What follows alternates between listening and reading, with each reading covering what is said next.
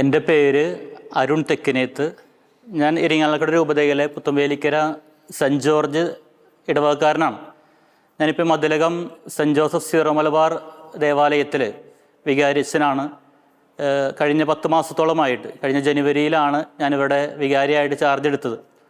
ഈ ഇടവകയെ സംബന്ധിച്ചിടത്തോളം ഇത് ഒരു ഉത്സവ കാലമാണ്, ആത്മീയതയുടെ ഒരു ഉത്സവകാലം. പോപ്പുലർ മിഷൻ ധ്യാനം ബഹുമാനപ്പെട്ട വിൻസെൻഷൻ അച്ഛന്മാരുടെ നേതൃത്വത്തിൽ നടന്നുകൊണ്ടിരിക്കുകയാണ്. എനിക്ക് വളരെ സന്തോഷം തോന്നുന്ന ഒരു കാര്യം, ഒരു 310ഓളം ഇടവകക്കാർ ഈ ദേവാലയത്തിൻ്റെ ഭാഗമായിട്ടുണ്ട്. ഏകദേശം കൊടുങ്ങല്ലൂർ വശത്തേക്ക് 7 കിലോമീറ്ററോളവും പെരിഞ്ഞനം ഭാഗത്തേക്ക് 4-5 കിലോമീറ്ററോളം ദൂരം ആളുകൾ, വീടുകൾ അത്രയും ദൂരത്തിലാണ്. പക്ഷേ എങ്കിലും ഈ ഒരു ആത്മീയ ദിനങ്ങളിൽ ഒത്തിരിയേറെ പേരുടെ സാന്നിധ്യം ഇവിടെ ഉണ്ട് എന്നുള്ളത് വളരെ സന്തോഷമാണ്. അതിലേറ്റവും എനിക്ക് സന്തോഷം തോന്നിയത് വിശുദ്ധ കുമ്പസാരത്തിനും മറ്റും ഒത്തിരിയേറെ ആളുകൾ, ഏതാണ്ട് നല്ലൊരു ശതമാനം ഇടവകയുടെ ഈ ഒരു കുമ്പസാര ദിവസത്തിൽ ഇവിടെ ഉണ്ടായിരുന്നു എന്നുള്ളതാണ്.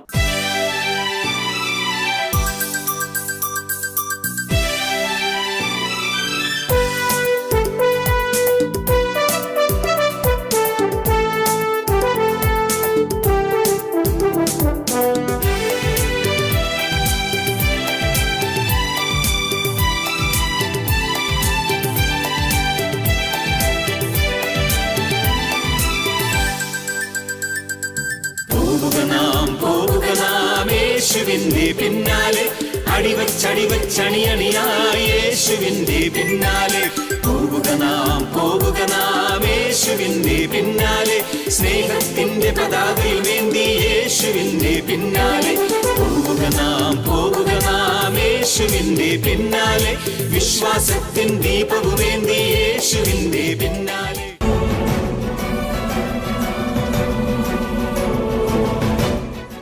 ഇന്ന് ഈ പോപ്പുലർ മിഷൻ ധ്യാനത്തിൻ്റെ സമാപന ദിനത്തിൽ നിങ്ങളോടൊപ്പമായിരിക്കുമ്പോൾ ഞാൻ പത്രോസ്ലിയായുടെ ലേഖനത്തിലെ 5-ാം അധ്യായത്തിലെ 6-ാം വാക്യമാണ് ഉദ്ധരിക്കാൻ ആഗ്രഹിക്കുന്നത്. കർത്താവിൻ്റെ ശക്തമായിട്ടുള്ള കരത്തിൻ കീഴിൽ താഴ്മയോടെ നിൽക്കുക എന്നുറക്കെ പറഞ്ഞേ. കർത്താവിൻ്റെ ശക്തമായിട്ടുള്ള കരത്തിൻ കീഴിൽ താഴ്മയോടെ നിൽക്കുക.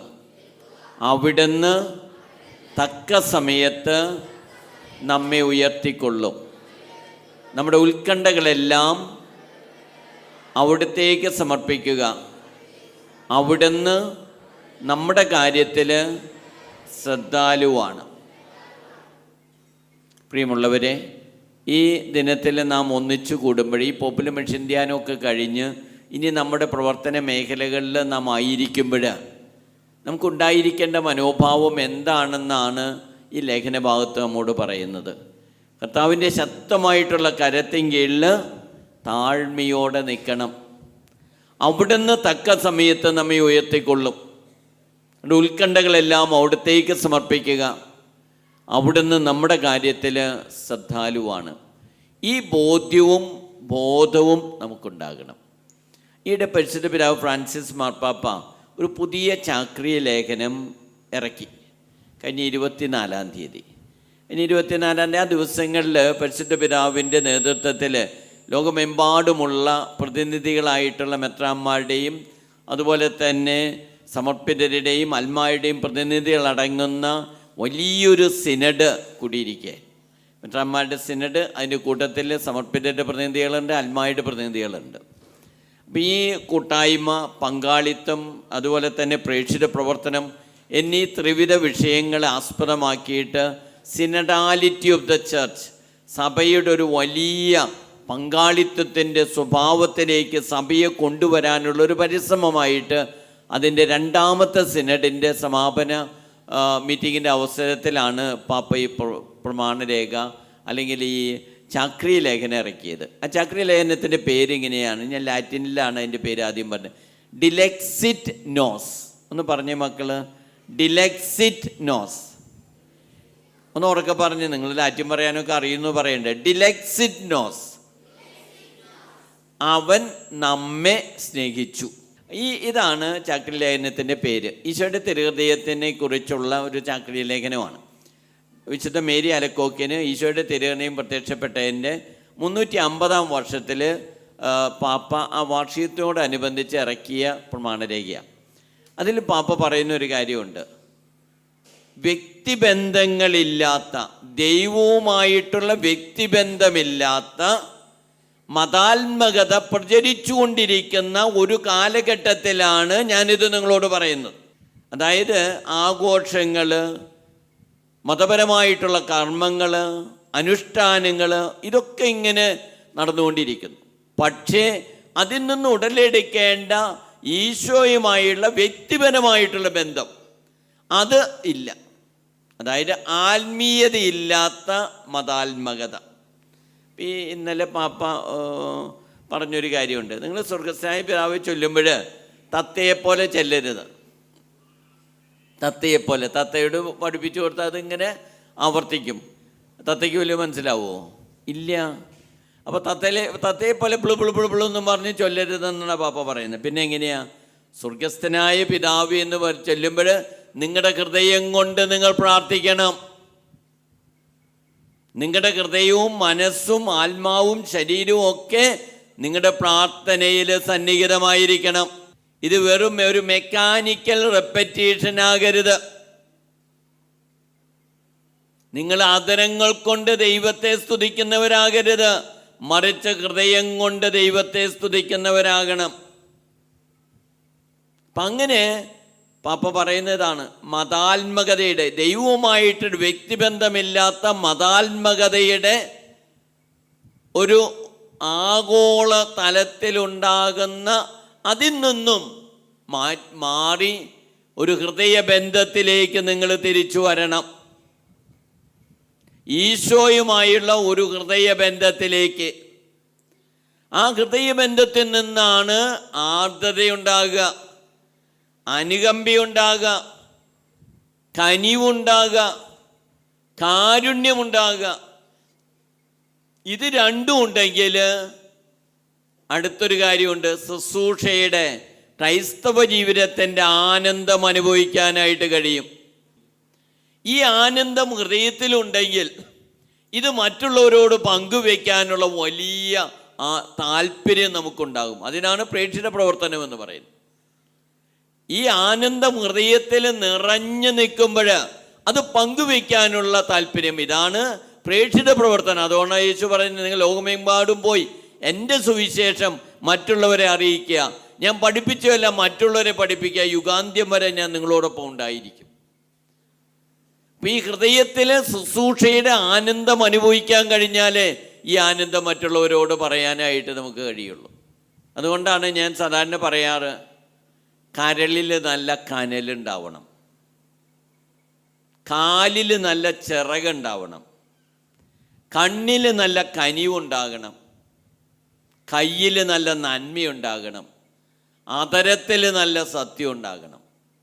എങ്കിൽ നല്ല ആനന്ദത്തോടുകൂടെ ജീവിതത്തെ കാണാം. അതിൻ്റെ അർത്ഥം നിങ്ങൾക്ക് രോഗങ്ങൾ ഉണ്ടാവില്ലെന്നോ, പ്രതികൂല സാഹചര്യങ്ങൾ ഉണ്ടാവില്ലെന്നോ, പ്രതിബന്ധങ്ങൾ ഉണ്ടാവില്ലെന്നോ, പരാജയം ഉണ്ടാവില്ലെന്നോ, സഹനം ഉണ്ടാകില്ലെന്നോ, ഒറ്റപ്പെടലുകൾ ഉണ്ടാവില്ലെന്നോ, മുറിവുകൾ ഉണ്ടാവില്ലെന്നോ ഒന്നുമല്ല. ഇതൊക്കെ ഉണ്ടാവും. ഇതിൻ്റെ മധ്യത്തിലും തമ്പുരാനോട് ചേർന്ന് നിന്ന് ആ വ്യക്തിപരമായിട്ടുള്ള ബന്ധത്തിന് നിന്നുകൊണ്ട് ഈ ഹൃദയത്തിലുള്ള ആനന്ദം നന്നായിട്ട് വളർത്തിയെടുക്കാൻ സാധിക്കും. ഒരിക്കൽ ഫ്രാൻസിസ് അസീസി ലിയോയും ഒരു വനാന്തരത്തിലൂടെ നടന്നു പോവുക. പിന്നെ ഇരുട്ടി. ആകെ കൂടെ അവരുടെ കയ്യിൽ മാറാനായിട്ടൊരു ഡ്രസ്സ്, ഒരു വസ്ത്രമുണ്ട്, പിന്നെ കുറച്ച് അപ്പമുണ്ട്, കുറച്ച് വെള്ളമുണ്ട്, ഇത്രയേ ഉള്ളൂ. അപ്പോൾ ഇവർ ലിയോയും ഫ്രാൻസിസും കൂടെ ഇങ്ങനെ നടന്നു പോവുക. അപ്പോൾ വനാന്തരത്തിലുള്ള കള്ളന്മാർ വന്ന് ഇവരെ ആക്രമിച്ചു. ഇവരെ തട്ടി താഴെയിട്ട് ഇവരുടെ കയ്യിലുള്ള ബാഗ്, ഈ സഞ്ചി എടുത്തുകൊണ്ട് പോയി. ആകെ മുഷിയുമ്പോൾ മാറാനുള്ള ഒരു സെറ്റ് ഡ്രസ്സുണ്ട്, പിന്നെ കുറച്ച് ബ്രെഡുണ്ട്, കുറച്ച് വെള്ളമുണ്ട്. ഇതായിരുന്നു അവരുടെ കയ്യിലുണ്ടായി. അവരുടെ കയ്യിൽ പണമൊന്നും ഉണ്ടായിരുന്നില്ല. കൊള്ളക്കാർ വിചാരിച്ച് ഇവരുടെ സഞ്ചിയിൽ വലിയ പണമൊക്കെ ഉണ്ടെന്ന് കരുതിയിട്ടാണ് ഇവരെ ആക്രമിച്ചത്. അത് കൊണ്ടുപോയി, ഉള്ളത് അവർ എടുത്തുകൊണ്ട് പോയി, ഓടിപ്പോയി. അപ്പോൾ ലിയോ ഫ്രാൻസിസിനെ നോക്കി ദുഃഖിതനായിട്ട് നോക്കി നിൽക്കുക. അപ്പോൾ ഫ്രാൻസിസ് ലിയോട് ചോദിക്കുന്ന ഒരു ചോദ്യമുണ്ട്. ലിയോ, നീ എന്തിനാ ഇങ്ങനെ ദുഃഖിക്കണേ? നീ എന്തിനാ ഇങ്ങനെ കരയണേ?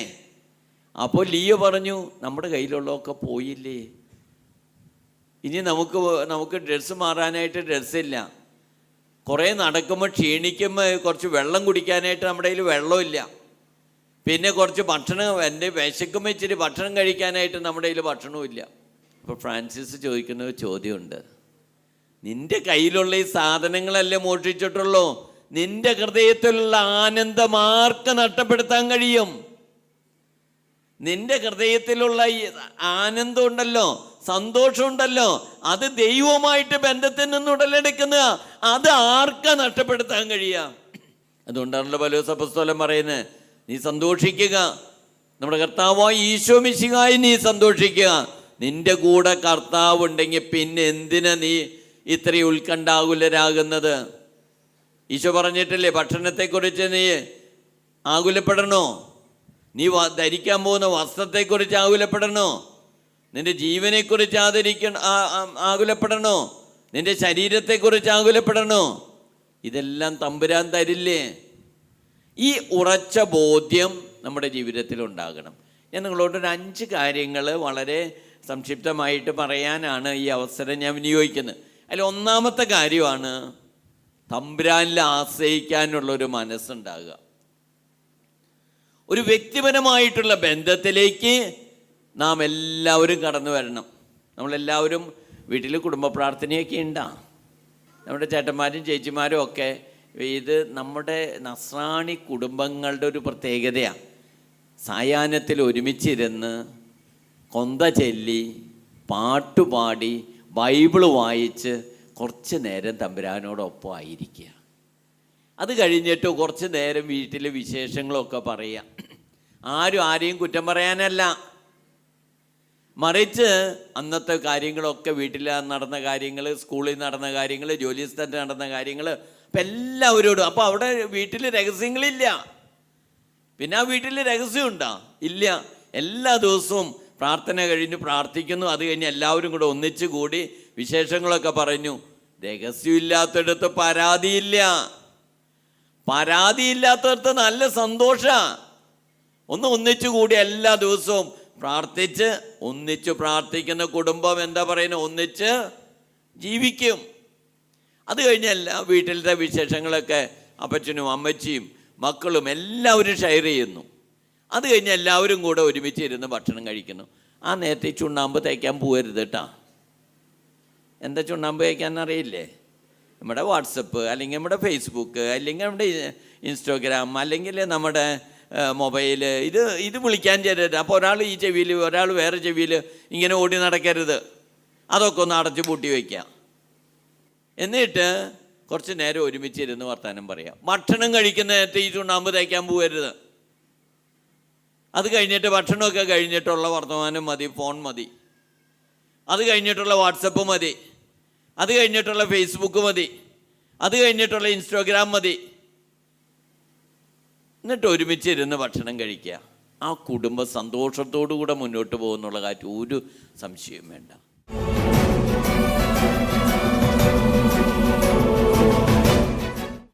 ദിവ്യകാരുണ്യ ഈശോ നമ്മുടെ മധ്യത്തിലൂടെ അൾത്താരയിലേക്ക് കടന്നു വരുന്ന സമയം നമ്മൾ ഈശോയെ സ്വീകരിക്കുകയാണ്.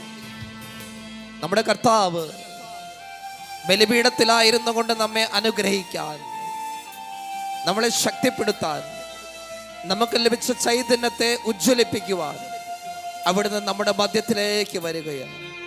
എൻ്റെ കർത്താവേ, നൽകപ്പെട്ട ദൈവിക ചൈതന്യത്തെ ഓർത്ത് നന്ദി പറയുന്നു.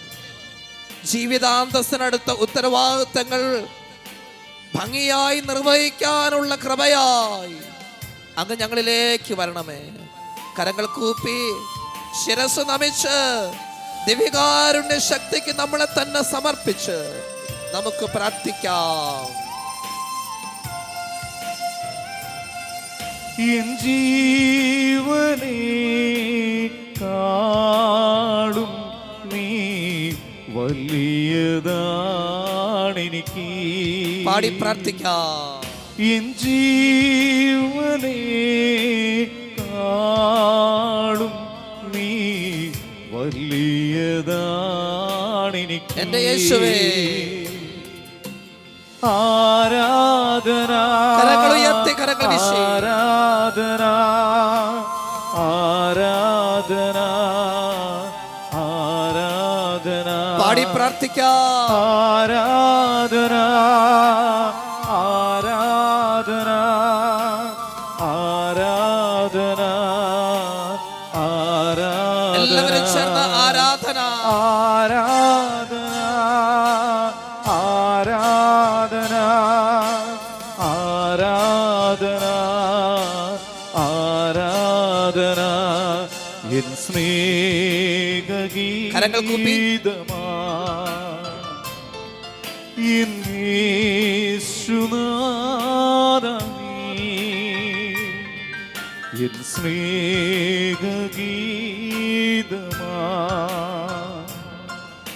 എൻ യേശുനാഥാ നീ,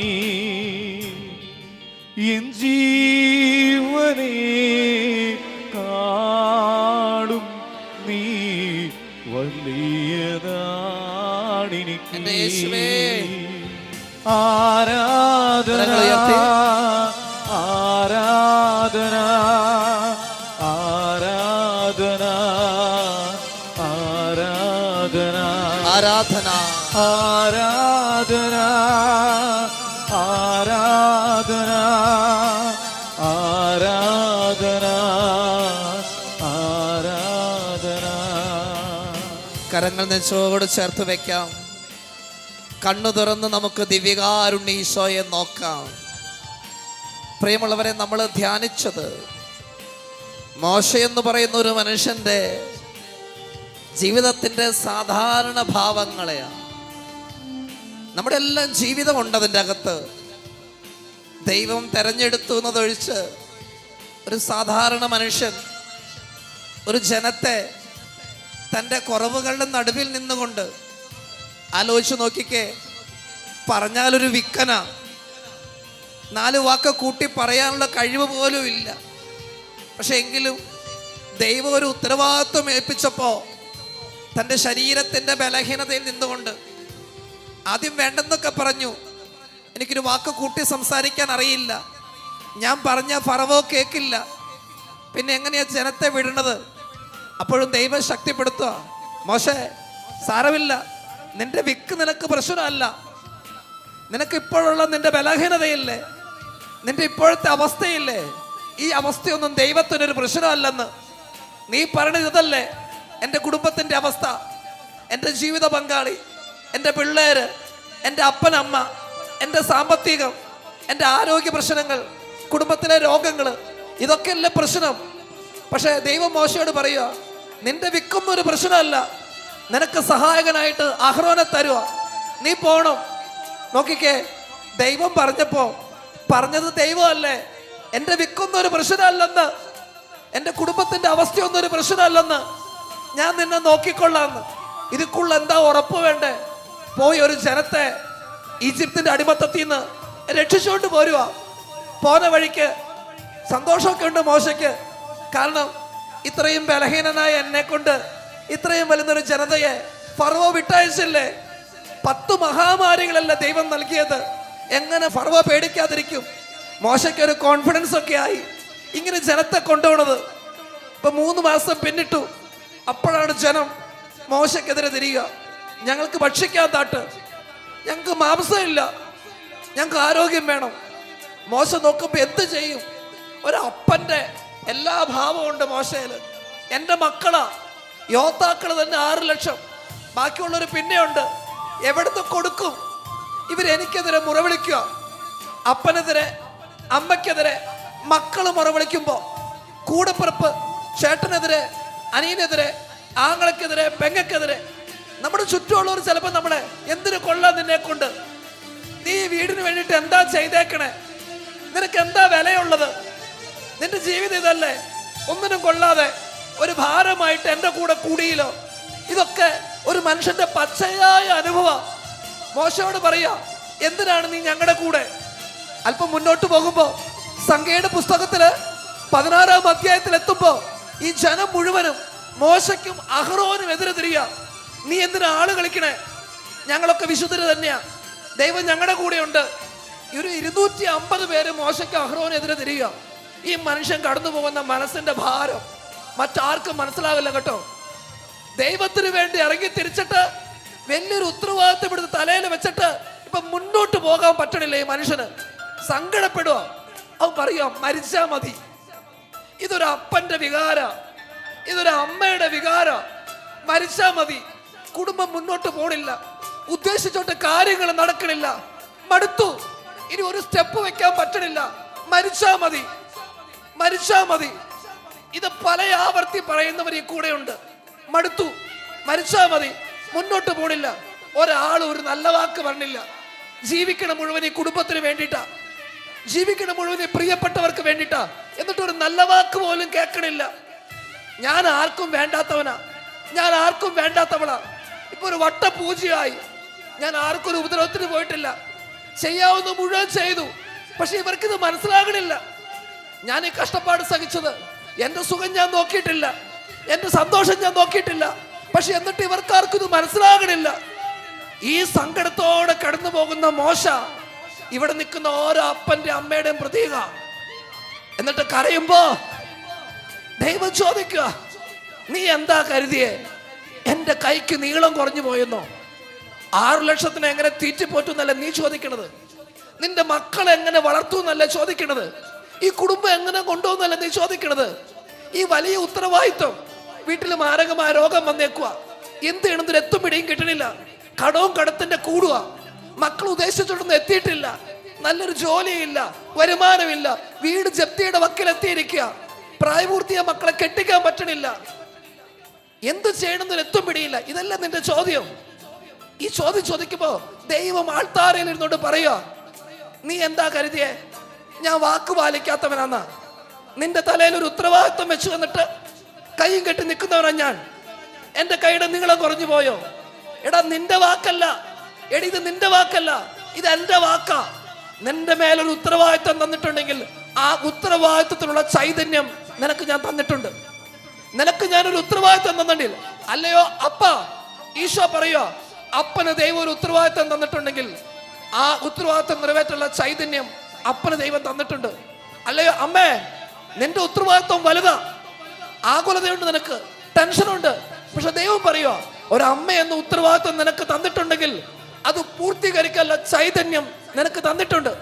മാതാപിതാക്കളെ, ഈ കാലഘട്ടത്തില് എങ്ങനെ മക്കളെ വിശുദ്ധിയിൽ വളർത്തണം, എങ്ങനെ മക്കളെ വിശ്വാസത്തെ വളർത്തണം, ഇതല്ലേ നിന്റെ ആകുലത. എങ്ങനെ മക്കളെ ഒരു നിലയിൽ എത്തിക്കണം, നിന്റെ ആകുലത ഇതല്ലേ. ദൈവം പറയുക, ഒരു ഉത്തരവാദിത്വം നിനക്ക് തന്നിട്ടുണ്ടോ? അതിനുള്ള ചൈതന്യം നിനക്ക് തന്നിട്ടുണ്ട്, നിനക്ക് തന്നിട്ടുണ്ട്. ആ ചൈതന്യത്തെ പൗലോസ് അപ്പോസ്തലൻ പറഞ്ഞതുപോലെ നിനക്ക് ലഭിച്ച കൃപാവരത്തെ നീ ഉജ്ജ്വലിപ്പിക്കണം. അത്ര മാത്രമേ ഉള്ളൂ. ഞാൻ കൈ നീട്ടിക്കൊള്ളാം, നീ പൊക്കോ മുന്നോട്ട്, ഞാൻ കൈ നീട്ടിക്കൊള്ളാം. ഇതാ ചെങ്കടലിൽ കാണുമ്പോ മോശ കരയണുണ്ട്, നിലവിളിക്കുന്നുണ്ട്. കാര്യം ഒരു ഗ്രൂപ്പിന്റെ ലീഡറാ, ഒരു കുടുംബത്തിന്റെ അപ്പനാ. പക്ഷെ അവന്റെ സങ്കടം താങ്ങാൻ വേണ്ട നിലവിളിക്കുക. ദൈവം പറയുക, നീ എന്തിനാ എന്നെ വിളിച്ച് നിലവിളിച്ച് കരയണത്? ജനത്തോട് മുന്നോട്ട് പോകാൻ പറ. ഇതാ പുറപ്പാട് സംഭവത്തെ കാണണേ. നീ എന്തിനാ എന്നെ വിളിച്ച് കരയണേ? ജനത്തോട് മുന്നോട്ട് പോകാൻ പറ. ഈ ജനത്തെ മുന്നോട്ട് നയിക്കാനുള്ള കൃപാവരം നിനക്കുണ്ട്. അതെ, നിന്നെ വിളിച്ചിട്ട് വിക്കനായ നിന്നെ ഫറവോയുടെ അടുത്തേക്ക് വിട്ട് ഈ ജനത്തെ ഇവിടം വരെ എത്തിച്ചെങ്കിൽ, ബൈബിൾ ചോദിക്കുന്നുണ്ടല്ലോ, പ്രസവത്തോളം എത്തിച്ചിട്ട് പ്രസവം ഉണ്ടാകാതിരിക്കോ? പ്രസവത്തോളം എത്തിച്ചിട്ട് പ്രസവം ഉണ്ടാകാതിരിക്കോ? ഈ ജനത്തെ അടിമത്തത്തിൽ നിറക്കിയിട്ട് പാതി വഴിയില് ഞാൻ ഉപേക്ഷിക്കുന്നു നീ കരുതണേ? അത്രയും നീതി കെട്ടവനാ ഞാൻ ദൈവമല്ലേ? ഈ ജനത്തെ ഇറക്കിയിട്ടുണ്ടെങ്കിൽ എത്തിക്കേണ്ട അടുത്ത് എത്തിക്കാൻ എനിക്കറിയാം. അതിനുള്ള കൃപ നിനക്കുണ്ട്. നിനക്ക് 2 പിള്ളേരെ തന്നിട്ടുണ്ടെങ്കിൽ, നിനക്കൊരു ഭാര്യയെ ഒരു ഭർത്താവിനെ തന്നിട്ടുണ്ടെങ്കിൽ, നിനക്കൊരു കുടുംബം തന്നിട്ടുണ്ടെങ്കിൽ, വയ്യാത്തൊരു കുഞ്ഞിനെ തന്നിട്ടുണ്ടെങ്കിൽ, കഴിവ് കുറവുള്ള ഒരാളെ തന്നിട്ടുണ്ടെങ്കിൽ, ഞാനല്ലേ തന്നത്? എത്തിക്കേണ്ട അടുത്ത് എത്തിക്കാൻ എനിക്കറിയാം. അതിനുള്ള കൃപാവരം നിനക്ക് ഞാൻ തന്നിട്ടുണ്ട്. നീ ഉജ്ജ്വലിപ്പിച്ച മാത്രം മതി. കരങ്ങൾ കൂപ്പിക്കേ, കണ്ണു തുറന്ന് ഈശോയിലേക്ക് നോക്കിക്കേ. ഓരോരുത്തരും അവരവരുടെ ഉത്തരവാദിത്വങ്ങൾ, നിന്റെ മേലുള്ള ഭാരം, താങ്ങാനാവാത്ത ചുവട് സമർപ്പിച്ച് എന്നിട്ടൊരു വചനം കേട്ടോ. ജോബിന്റെ പുസ്തകം 38-ാം അധ്യായം 41-ാം തിരുവചനം.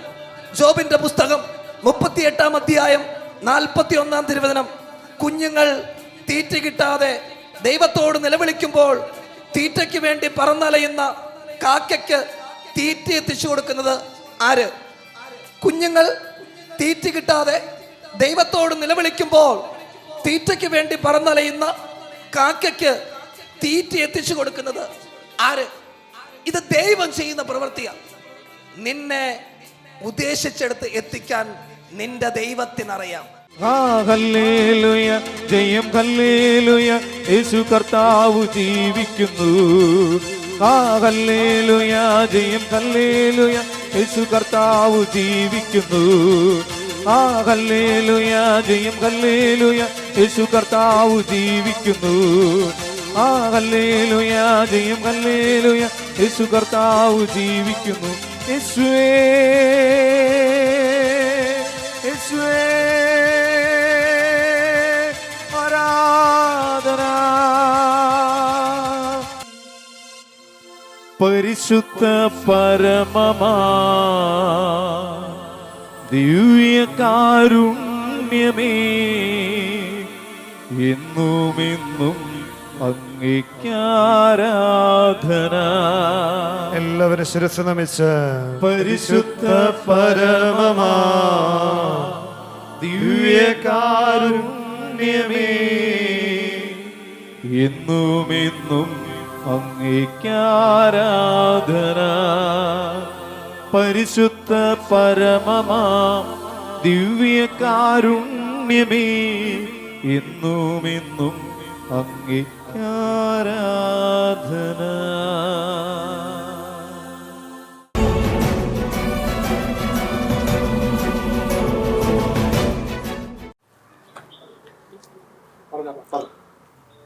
പ്രിയപ്പെട്ടവരെ, ഈശോമിശിഹായ്ക്കും സ്തുതിയായിരിക്കട്ടെ.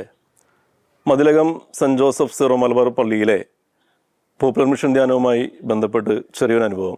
എൻ്റെ പേര് Shibu Kannengath, general convener popular mission.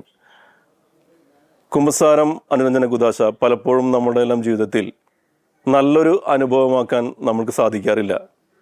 അതിൻ്റെ കാരണം ബഹുമാനപ്പെട്ട വികാരച്ചന്മാരുടെ നിർദ്ദേശങ്ങൾ നമ്മൾ സ്വീകരിക്കുന്നില്ല എന്നുള്ളത് തന്നെയാണ്. പോപ്പുലർ മിഷൻ ധ്യാനത്തിൽ പ്രത്യേകിച്ച് അനുരഞ്ജന കുദാശ വളരെ ഒരു അനുഭവവേദ്യമായിരുന്നു. തീർച്ചയായും നമ്മളുടെ ജീവിതകാലത്ത് നമ്മൾ ചെയ്ത പാപങ്ങൾ കൃത്യമായി ഓർക്കുവാനും അത് ബഹുമാനപ്പെട്ട വികാരിയച്ഛന്മാരുടെ മുമ്പിൽ നമ്മൾക്ക് പറയാനും മാപ്പപേക്ഷിക്കാനും ഉള്ള ഒരു അവസരമായി കണക്കാക്കുന്നു. തീർച്ചയായും ഈ ഒരു പോപ്പുലർ മിഷൻ ധ്യാനം എല്ലാ ഇടവകകളിലും വരട്ടെ എന്ന് പ്രാർത്ഥിക്കുന്നു. പ്രത്യേകിച്ച് മതിലകം പള്ളിയിലെ പോപ്പുലർ മിഷൻ ധ്യാനവുമായി ബന്ധപ്പെട്ട് ഇവിടെ ക്ലാസ് നയിക്കാൻ വന്ന എല്ലാ ബഹുമാനപ്പെട്ട അച്ഛന്മാർക്കും ഡീക്കന്മാർക്കും ഒത്തിരി നന്ദി. പ്രിയപ്പെട്ടവരെ, എൻ്റെ പേര് ആൻ്റണി. ഞാൻ പോപ്പുലർ മിഷൻ ധ്യാനത്തിൻ്റെ കൺവീനറായിട്ട് ചാർജിലായിരുന്നു. എനിക്ക് പറയാനുള്ളത്, നമ്മളുടെ ഇടവകയിൽ ഇത് ആദ്യമായിട്ടാണ് ഈ പോപ്പുലർ മിഷൻ ധ്യാനം വരുന്നത്. നമ്മുടെ മുൻവികാരിയായിരുന്ന വിൽസൺ എലുവത്തെങ്കിൽ കോനൻ അച്ഛനും കേന്ദ്രസമിതി പ്രസിഡൻറ്റും അവർ മുൻകൈ എടുത്താണ് ഈ ധ്യാനം ബുക്ക് ചെയ്തിരുന്നത്. അത് 2 വർഷം മുൻപാണ് ബുക്ക് ചെയ്തത്. നമുക്ക് കിട്ടിയ ഡേറ്റ് ഇപ്പോഴാണ്. ഇപ്പോൾ നമ്മൾ വികാരി അച്ഛൻ അരുൺ തെക്കിനത്തച്ഛനാണ്. അദ്ദേഹവും ഇതിനുവേണ്ടി പ്രയത്നങ്ങൾ ചെയ്തിരുന്നു. ഇപ്പോൾ പോപ്പുലർ മിഷൻ ധ്യാനത്തിൻ്റെ അവസാന ദിവസത്തിൽ വളരെ നല്ല അനുഭവങ്ങളാണ് നമ്മുടെ ഇടവകയിൽ എല്ലാ ജനങ്ങൾക്കും കിട്ടിയിരിക്കുന്നത്. അതിൽ പ്രത്യേകിച്ച് പറയാനുള്ളത് മരണാനുഭവ ശുശ്രൂഷ എന്ന അനുഭവമാണ്. വളരെ നമ്മൾ ഹൃദയസ്പർശിയായ ഒരു അനുഭവമായിരുന്നു അത്.